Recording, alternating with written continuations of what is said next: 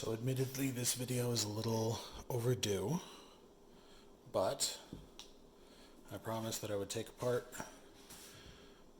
my fountain pen Revolution Darjeeling with the Ultraflex nib. Let's see if I can show you a little bit better. You see, side cutouts. Alright, as you can see, I have mistakenly let some ink dry in here. So this will need to be fully disassembled. As you know, the body comes off right here. And yes, there is a tiny bit of ink in the threads, but that's not uncommon.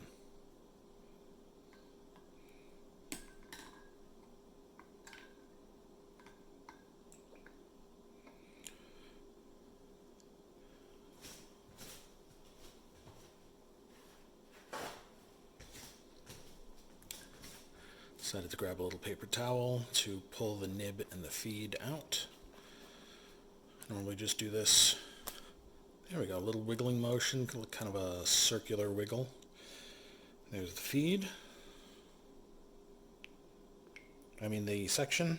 Here's the feed and the nib.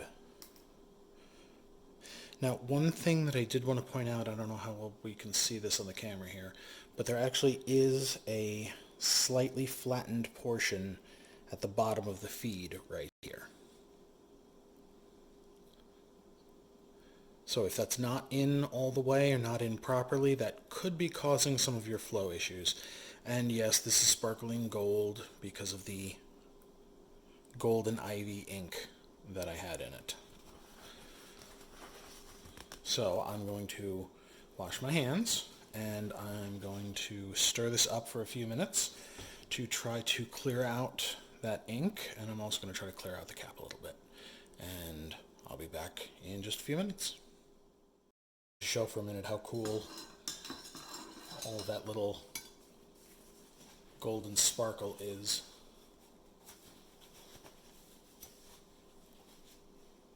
It's probably a huge pain in the ass kind of thing to clean out of my pen, but you know, still pretty. After several rinsings, you can see that the water is almost clear now. Almost. Surprisingly, the ink keeps coming off of the feed, so I'm going to rinse that one more time. And just as a note, I do not use tap water usually for these because my water here is extremely hard. Like, the mineral content is absurd. So I either use filtered water or I use bottled drinking water. And to really get in when ink is stubborn, I will warm up the water just a little bit. Not hot, just 10 seconds in the microwave or whatever. Just because, of course, warm things dissolve better than cold things. Alright, I'll dry them off, lay them out, and we'll go back to assembling the pen. Okay, I've got all my parts here and dry. So here's the body. You can see it's slightly yellow stained compared to the cap. And I suspect that's from all the green ink that I've used in it, but that's quite all right. And here's the ink that I'm going to use. This is the Diatramentis. It's almost a black, but it does kind of thin out to a dark bluish greenish color. And of course, Goulet silicone grease. Gotta get that on camera. Alright, so start with a section. Mine is not entirely dry. You can kind of see a little bit of moisture up in there, but there's no ink in it, so I'm not all that concerned. As I did point out, there is the, let's see if I can get it to reflect here, the slightly flattened part under the feed. That does go all the way to the back of, I don't know what you'd call this little back section here. But it is slightly flattened on this side. So the nib, alright, so the flattened part is on the bottom. The nib's going to go across the top. And then we're going to insert it. So I'm holding the nib holding the nib on top of the feed the way it would be in the pen, and then inserting it into the section.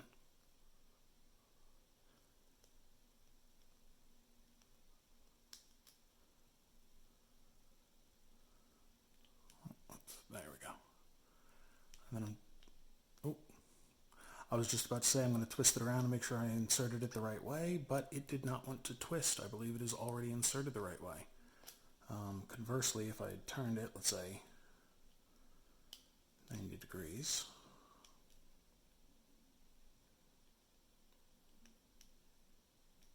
so let's try this without the nib for a second. So as I turn it, there, that's where it slid in, and that is because of that flattened section. You probably cannot see it in this. I certainly do not have professional lighting, but this will only go in all the way one way. So, let's put the nib back on top. Turn the section around the right way, and there we go. I'll give the nib just an extra little push just to make sure it's in. Take a look at the underside to make sure that that nib is aligned properly. Does appear to be. And then I will take my grease. I appear to have run out of Q-tips. Slightly unprepared for my video. I know, how horrible of me. But I can use just a twisted up bit of paper towel, or even your fingers. I mean, there's no reason not to. A little bit of the grease on the threads. Does not have to be perfect.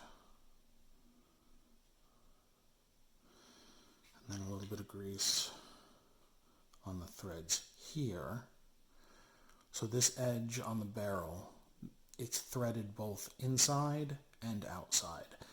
I'm not going to worry about the inside because the section is greased and the section will be going into the pen, then applying the grease to the body. Same with the cap. I'm not worried about getting grease in the cap because we got it on the body, and when the body goes into the cap, ta-da, it's like magic. All right. Does not take a whole lot of grease, so I think we're done there. Going to close that back up.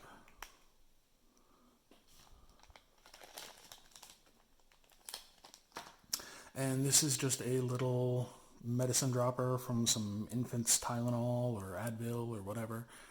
You can see the dosages there. And as I was cleaning out my car, I came across a really old one. I was about to throw it out and went, oh, wait, I need the eyedropper. Ta-da, more magic. All right, so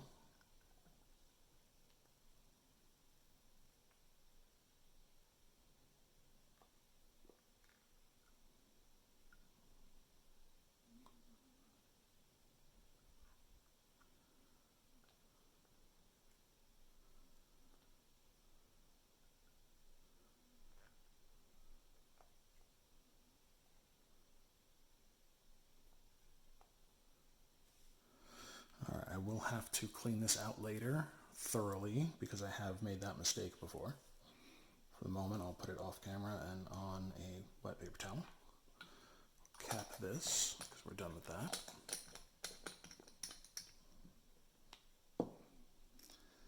And then the section just screws into the body.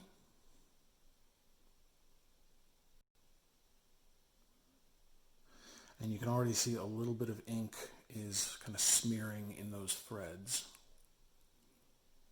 And that's okay, we'll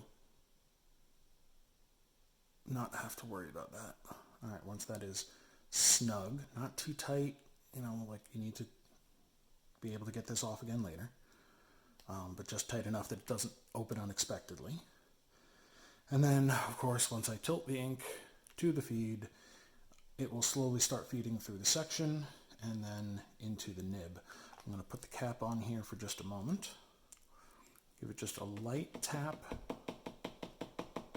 well, a few light taps, to get the ink flowing into the section.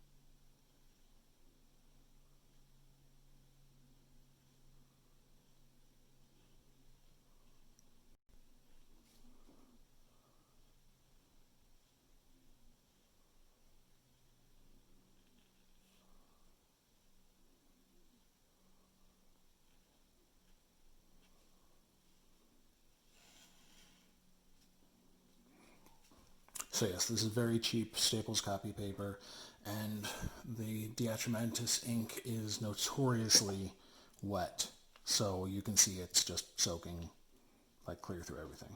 Oh, there we go. So yeah, if I do overflex or go too fast, I do still get railroading. Also, because my hands are very warm, whenever I hold a eyedroppered pen, I tend to get a little extra ink. This is notorious on the Noodler's Charlie pen. I can barely write with that thing, but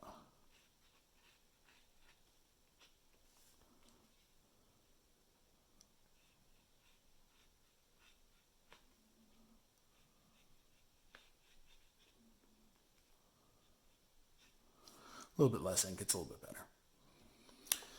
All right, so that essentially ends this tutorial, whatever you want to call it. I hope this has helped you out a little bit. If not, sorry. And of course, feel free to give me a buzz with any questions that you have. All right, take care and happy writing.